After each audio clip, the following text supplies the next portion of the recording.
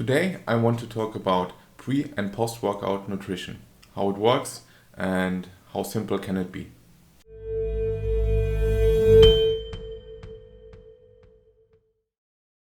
Hello and welcome to another video. Today I want to talk a bit about what to eat pre- and post-workout your training. The goal is to make this quite simple and as unscientific as possible. So my goal is not to cite 500 different articles, but more give you some tips and advice on how you can tackle your pre and post workout eating habit. Why? Basically my main goal, or one of my goals with my channel here, is to go against the grain of all these social media influencers who try to sell you something fancy or make up these weird things, when in the end, for most people, in most cases, training and nutrition is actually quite a simple endeavor. So I hope this is going to work out as intended and that this is actually helpful and simple. Let's talk pre-workout nutrition. As the name says, it's pretty much what to eat before you train and what to focus on. The first big question or important question is, do you have to eat anything at all pre-workout? And the answer is quite simple. No, you don't have to eat anything pre-workout to have a good training session. Many people actually like to train first thing in the morning, and they do this fasted. Could be cardio, could be training with weights, I don't know, jiu-jitsu, biking, whatever they like, whatever makes sense for them, and that's fine. There is no inherent need to actually eat anything for your workout. So that aside, of course, some people actually want to eat something. How can they tweak this? You might want to eat something that has a bit of protein in it, a bit of carbs, because this can actually help you with your training, and maybe a little bit of fats in it, just to slow down the insulin spike that might occur from the carbs or sugar that you are eating. So this can be many things. This could be a banana and a protein shake 45 minutes before your workout, because you can actually digest this quite well. This could be some dark chocolate, oats with berries, protein bar, but it doesn't really have to be anything that specific right before your training. This could also be that maybe you have your lunch a little later and there's this steak, eggs, rice and veggies, and that's fine. That's perfectly suitable as pre-workout nutrition. You might not want to eat this 1 hour before you train, because the steak, the rice and everything takes a little longer to digest. Maybe you need to space this out to 2, 3, 4 hours before. That's cool too. Not really a big deal. It doesn't have to be complicated. It's just the way you live. You just have something to eat, make sure to have a bit of protein, and you're good to go.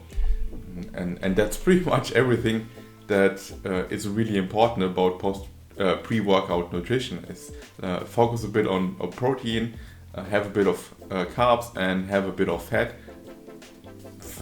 pretty much like you probably are eating already. So that's it.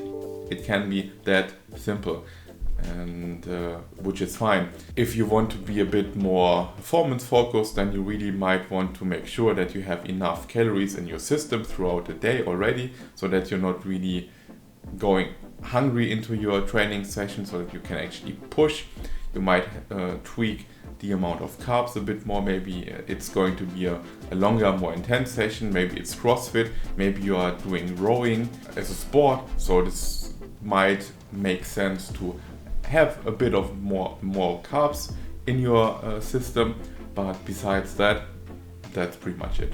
While we're at it, let's quickly talk pre-workout supplements. It's really hip nowadays to sell them. Everyone has their own and wants to tell you that you need this supplement to actually have a good workout. You really don't need a pre-workout supplement, drink, whatever, pills at all. This is something that popped up over the last 20 years. People have been training in weightlifting for 100 years, and it worked well back then too. They were building muscle, they had good training sessions, they were getting big and strong. So you don't need any sort of pre-workout drink. It can help.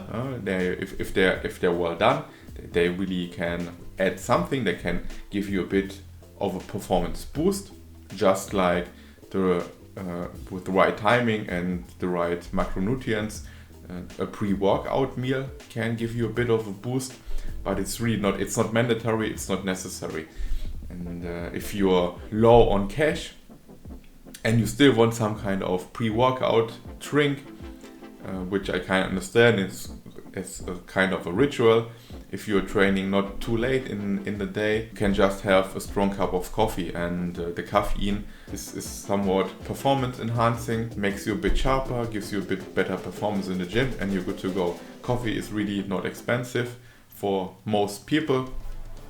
You can get it pretty much anywhere. You have your pre-workout supplement there, and that's it. So that's all for the pre-workout stuff. Now let's go post-workout nutrition. You might have heard and read so much about the mystical post-workout food window, nutrition window, where you have to get in your protein, and otherwise everything goes to waste, all you did.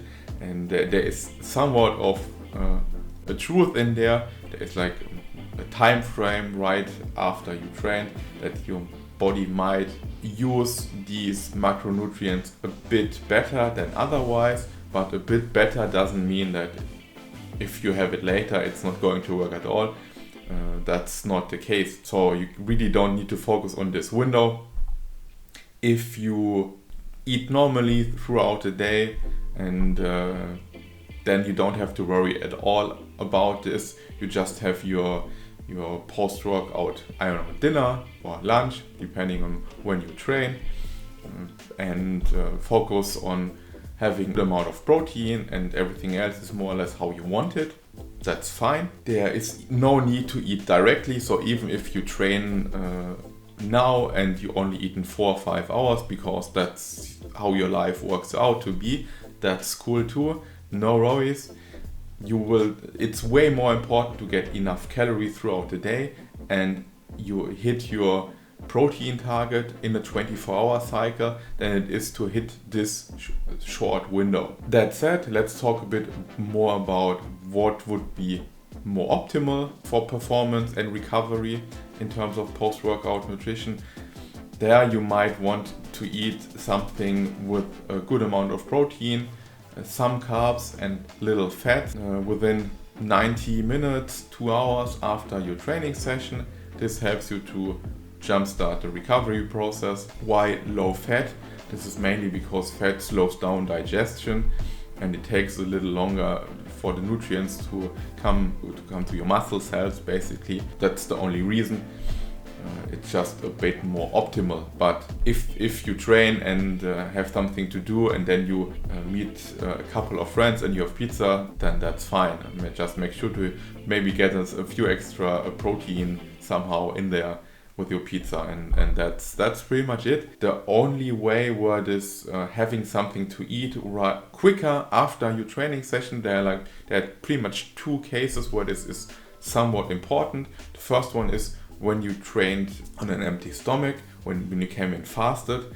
There you might want to focus a bit more on getting a bit of protein and a few carbs into your system to recover better, quicker, to get more out of your recovery overall. And if you train more than once a day, if you may be a more competitive athlete and you have two sessions a day, then it might make sense to really push the more optimal route and have something quicker after your training session with protein, carbs and little fat, just to make sure that while in the afternoon or then in the evening that you are as recovered as you can be. Besides that, that's it. It's simple. Doesn't have to be complicated. You don't have to buy anything that a supplement company is selling you. You don't need protein powder. You don't need any shakes. You don't need to buy expensive pre-workout supplement. Normal food with the focus on protein. Eat enough throughout the day, eat enough protein throughout the day, and that's pretty much it. That's all you need to know as a everyday person, I say, as what to eat pre and post workout to build muscle, to recover. Don't let all these influencers confuse you, try to sell you expensive stuff or make this incredibly complicated. It's in everyday life, it's a lot easier than they make it out to be. I really hope this helps. Like and subscribe. Let me know in the comments if this works for you, how you approach pre and post workout nutrition. And until then, see you next time. Bye.